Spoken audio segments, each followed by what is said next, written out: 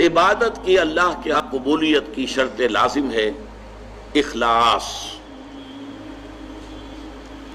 اخلاص نہیں ہے تو عبادت قبول نہیں.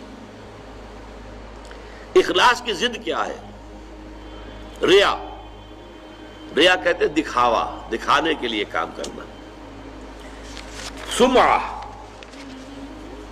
سنانے کے لیے، لوگوں کو سنانے کے لیے کہ یہ کام میں نے کیا ہے تاکہ لوگ سن لیں، لوگوں کو معلوم ہو جائے کہ ہم یہ تو بہت ہی اللہ تعالیٰ کے جو ہے بڑے پہنچے ہوئے آدمی ہیں.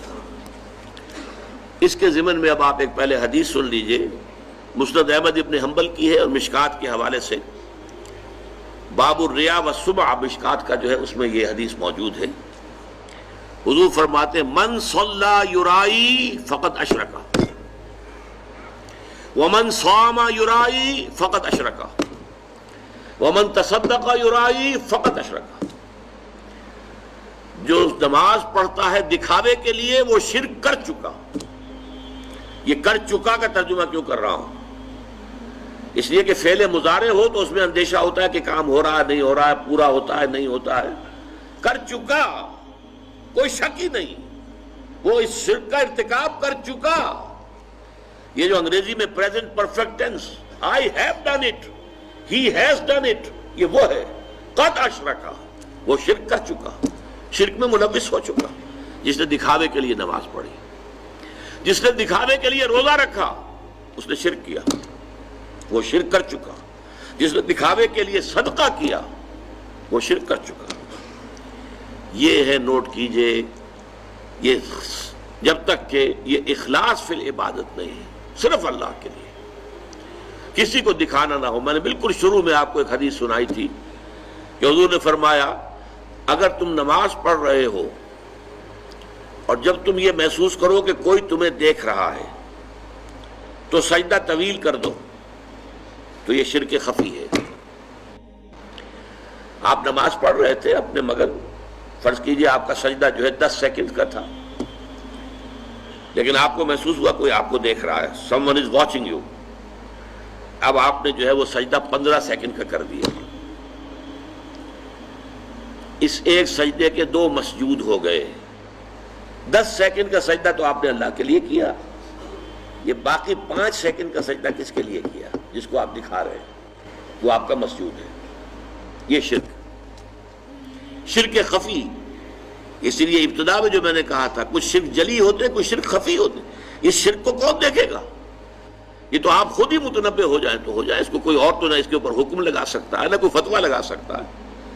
اور وہ حدیث بھی یاد کیجئے جو میں سنا چکا ہوں شروع میں آپ کو، کہ یہ جو شرک ہے خفی، شرک خفی کا پہچاننا اتنا مشکل ہے جتنا کسی انتہائی تاریک رات میں سیاہ پتھر پر سیاہ چیونٹی کو چلتے ہوئے دیکھنا مشکل ہے، اتنا ہی یہ شرک خفی کا پہچاننا مشکل ہے.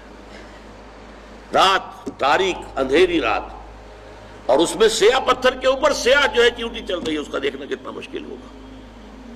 اس حوالے سے نوٹ کر لیجئے قرآن مجید میں 3 مقامات پر یہ بات واضح کی گئی ہے کہ جو بھی نیکیاں، جو بھی خیر کے کام، جو بھی عبادت خداوندی کے کام لوگوں کو دکھاوے کے لیے کیے جائیں تو ان کی مثال کیا ہے؟